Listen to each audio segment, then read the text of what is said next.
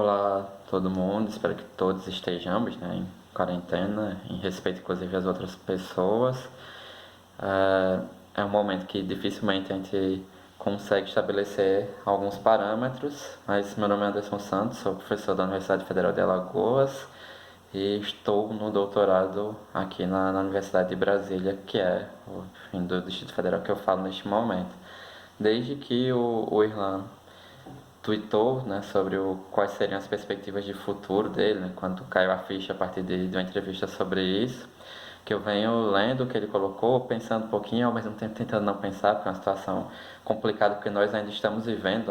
aqui no Brasil especialmente, a situação de crescimento de números de casos, de morte, necessidade de quarentena, então é algo muito pesado para se viver, e mais ainda quando a gente tem conhecidos que precisam trabalhar, que saem apesar de tudo, enfim, porque não podem, né, questão de sobrevivência. Então eu queria comentar só a partir de três pontos, né? Tentar entender como o futebol se constituiu até aqui, né? Como a economia também, como esses dois elementos estão muito marcados para além da questão da indústria do entretenimento, mas também de uma indústria infocomunicacional, economia criativa, economia da cultura ou qualquer outro elemento.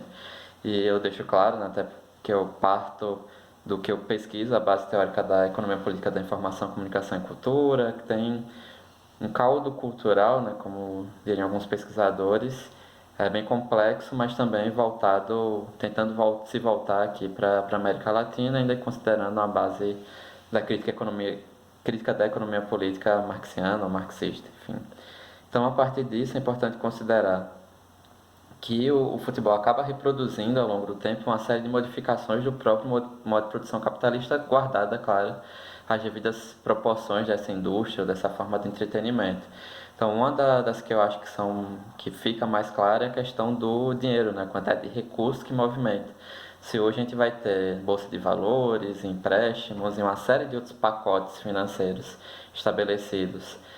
uma quantidade muito superior ao que é real, né, em termos materiais. Então a gente sai do modelo dinheiro para comprar mercadoria e aí a partir disso vi dinheiro para produzir mercadoria e a partir disso vi o lucro. Basicamente partiu dos anos 70 em diante para uma situação de dinheiro gerando dinheiro e cada vez mais dinheiro com o que circula sendo 20, 30 vezes mais do que o produto interno bruto somado dos países do mundo, questão da falta de regulação a partir dos anos 70, início dos 80, em relação a diferentes mercados, e aí é esse processo, inclusive, que vai colocar, esse processo histórico que vai colocar o futebol nos meios de comunicação, que vai criar novas formas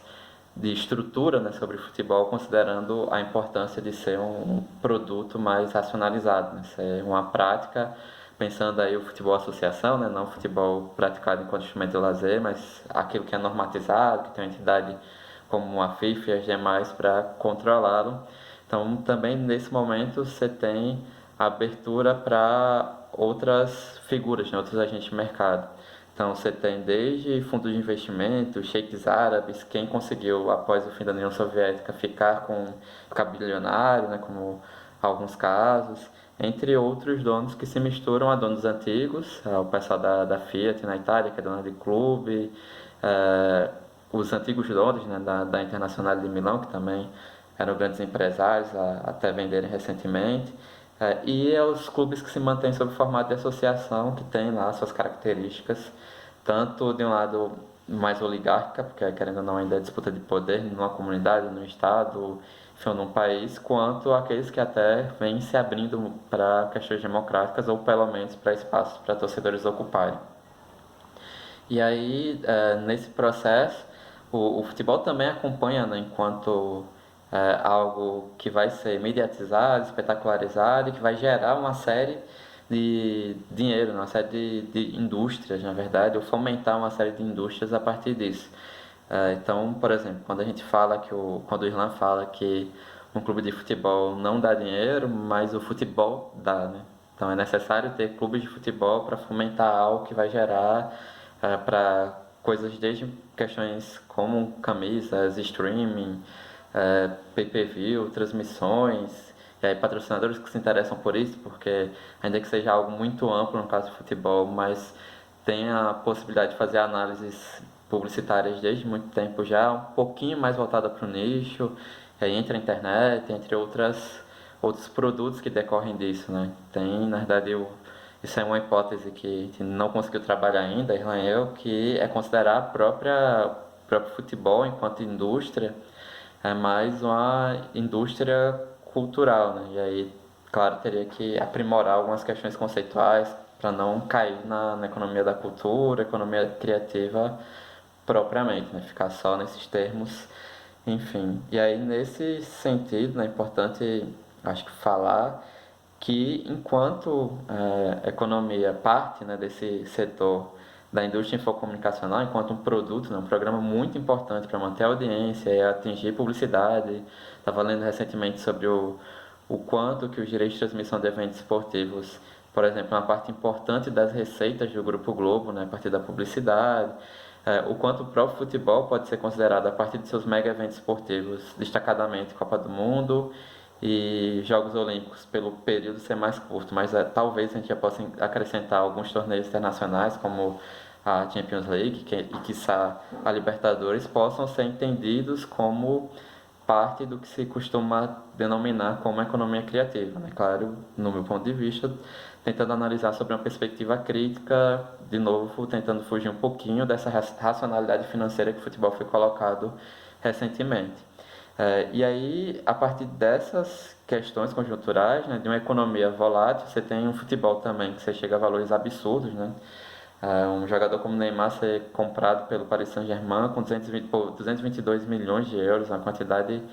inimaginável, né? Talvez já para comparar nesses processos de ajuda dos países às grandes empresas em momentos de crise. A gente também pode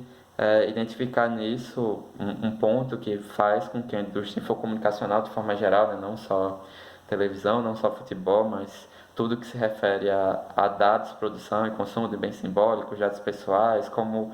tratar esses dados e tudo mais, que é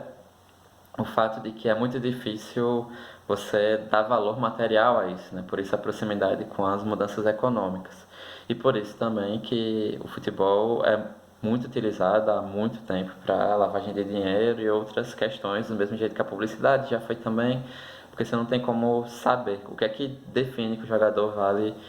1 milhão de euros ou 200 milhões de euros, né? Qual a questão material que vai dizer isso, quantidade de gols, habilidade, ou no caso do Neymar, o quanto ele pode gerar de recursos para o clube a partir de novos apoios, visibilidade, enfim, não há algo tão certinho, né, como no modelo DMD, né, dinheiro, mercadoria formando dinheiro. Então acaba sendo a utilização do futebol para uma forma de acumulação que segue a trajetória do capital financeiro. E aí isso é importante porque, do mesmo jeito que aconteceu, eu acompanhei acompanhei mais detidamente o que aconteceu da crise de 2008, 2007, 2008, que surgiu no berço do capitalismo, né, nos Estados Unidos, capitalismo contemporâneo, e que vale como comparação ainda que naquele momento o futebol não tenha, o esporte, inclusive, não tenha parado, tenha sido até mesmo uma indústria importante para gerar consumo e manter tudo. O que pode acontecer, aconteceu com o Obama e está acontecendo aparentemente com o Trump, em outros países também, é um incentivo para manter essas grandes empresas. E qual foi o efeito, né, da crise subprime, das hipotecas, depois crise europeia e tudo mais? Basicamente, a gente não teve, né, um processo revolucionário, não teve mudanças radicais, houve mudança e readequação para formar um novo ciclo do capital. Basicamente, se vivenciou uma ajuda estatal para crescimento, aumento do consumo e manutenção das grandes empresas, especialmente, e isso gerou centralização de capital, mais centralização de capital, considerando que o mundo já estava no processo de economias transnacionais, com empresas transnacionais, tendo inclusive mais poder em alguns casos do que o Estado, enquanto o Estado-nação no modelo anterior de sociabilidade. E ao mesmo tempo concentração de mercado, né? Então você tinha, sei lá, 15 grandes bancos mundiais, a gente vai ter 6, 7, 8 com um grande líder, um Goldman Sachs da vida liderando tudo, sobrevivendo apesar de ter feito parte de todo o processo que ajudou a construir essa crise. E não à toa que na época muitos pesquisadores, inclusive do Brasil, falavam em faça com o nome de crise, enfim, porque é uma crise que alguém ganha, né? Então, esses são os processos que a gente vive e tenta ver, né, como é algo de escala mundial, como o caso de uma pandemia, o que vai acontecer, considerando ainda que cada caso é um caso, né? Então, você pega a Europa, por exemplo, a gente tem consequências diferentes em Alemanha, Itália e Espanha, considerando também que Itália e Espanha sofreram muito mais com a crise europeia, né, a decorrência dessa crise a partir dos Estados Unidos nos anos seguintes, do que a Alemanha. Então, o impacto lá vai ser provavelmente ainda mais cruel, enquanto a Alemanha tem uma base de sustentação, né, digamos assim, mais prática. Isso também vai acontecer com o esporte. Quem faz parte de conglomerados que têm sustentação melhor, né, que está melhor preparado, consegue ter uma linha de sobrevivência maior do que outros clubes e associações. E aí é uma tendência, né, que é um processo, na verdade, já vinha acontecendo, processo ligado ao capitalismo, de centralização e concentração disso. Então, a gente já tinha alguns clubes da Europa, os grandes, né, os mais ricos, na verdade, tentando formar uma liga à parte. A gente já teve experiência aqui no Brasil, tanto o Clube dos 13 quanto a Primeira Liga, de formar também essas ligas maiores, aí gerar produtos melhores, entre aspas, mas isolando alguns disso, né, dessa distribuição de riqueza e poder. Então, esse processo que acontece agora talvez acelere isso, porque vai ser necessário a indústria se adaptar, especialmente em curto prazo, não só os calendários, mas do ponto de vista financeiro, revisitar contratos, ver quais as empresas vão se manter e vão querer manter o patrocínio. Isso vem acontecendo no Brasil, ainda que seja empresas menores e mais de risco, né, na prática precisa de patrocínio. Tudo isso será necessário ver. Mas, ao mesmo tempo, a gente precisa entender o esporte dentro desse contexto que ele faz parte enquanto indústria, né? Ainda com toda a crítica à questão racionalizada, mas ele move uma série de engrenagens para além daquela relação do entretenimento ligado puramente só ao ócio, né? Há questões financeiras muito importantes ali dentro. Há grandes empresas que atuam nesse setor, que são parte de outras maiores, mas que atuam nesse setor e que talvez até entrem nesse processo de salvamento, digamos assim, mais generalizado dos estados para essas grandes empresas. Afinal, normalmente é assim, né? Todo mundo é neoliberal, não tem que ter nada do Estado, mas quando precisa, são os primeiros a pressionar o Estado para ajudar a base da pirâmide, o topo da pirâmide, desculpem. Então, o que eu acredito é que dentro desse contexto vai, sim, claro, né? Vai ter uma readequação, mas muito no sentido de um adiantamento de um estouro de bolha em relação ao que poderia acontecer, né? No Brasil, isso já vinha sendo postergado, primeiro com os patrocínios da Caixa, e aí depois, ultimamente, com os patrocínios das empresas, justamente que atuam com venda de serviços financeiros, mas ali numa dificuldade de patrocínio e também numa dificuldade de ver a movimentação da publicidade, né? Então isso também o Renan colocou lá. Então a gente sai, na verdade a crise da publicidade em patrocínio master nada mais é a crise de entender que a ligação com o público mudou. Isso até pessoas ligadas ao marketing esportivo vinham apontando que a questão de como dialogar com o torcedor para criar algo afetivo e ao mesmo tempo utilizar dos dados, que são fornecidos para que se possa utilizar isso como outras formas de mercadoria, né? E novas formas para além de eu ver na camisa o patrocínio de determinada empresa, né? De alimentar isso em outra forma, e creio que mesmo nesse momento de quarentena a gente tem os exemplos do streaming, YouTube, enfim, e outras plataformas de internet que atuam nesse outro patamar de publicidade e que mostram e continuam ganhando dinheiro a partir disso. Provavelmente ganharão, porque vão atuar muito mais de forma pontual naquilo que seja necessário. E o esporte faz parte, é uma dessas partes, né, do que conforma isso, né? A produção de conteúdo é necessária, inclusive, para produzir esse tipo de mercadoria, que é a mercadoria do momento, muito mais direcionada quando a gente trata em termos de publicidade. Então, na verdade, repito, né, eu acredito que isso só antecipou uma possível crise, né? Estourou a bolha, a questão financeira, estabelecer novos tetos de gasto ou coisas do tipo, mas é algo muito mais provisório e não num sentido tão apocalíptico assim, de que o futebol que a gente viu até agora vai modificar até porque novos acordos e novas situações específicas vão se dar nessa relação centro-periferia, dominadores e dominados, quem pode inclusive exigir mais, quem não pode, quem pode ganhar mais, quem não pode, porque na prática, em termos econômicos, vai haver a salvação, o estímulo ao consumo e há uma possibilidade de que você emita mais moeda, emita menos, aumente taxa de juros, enfim, você tente controlar a partir disso. Pelo menos é essa o que as nossas experiências anteriores no mundo podem mostrar, destacando, claro, que esse caso é um caso pontual que inclusive mobiliza uma questão ligada à saúde. E é importante frisar que,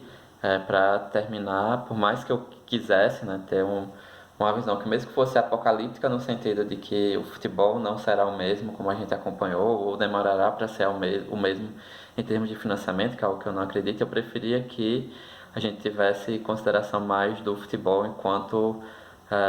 ponto de vista comunitário, construção social, enfim, da importância que vai seguir valendo e talvez seja isso que mantenha não só certos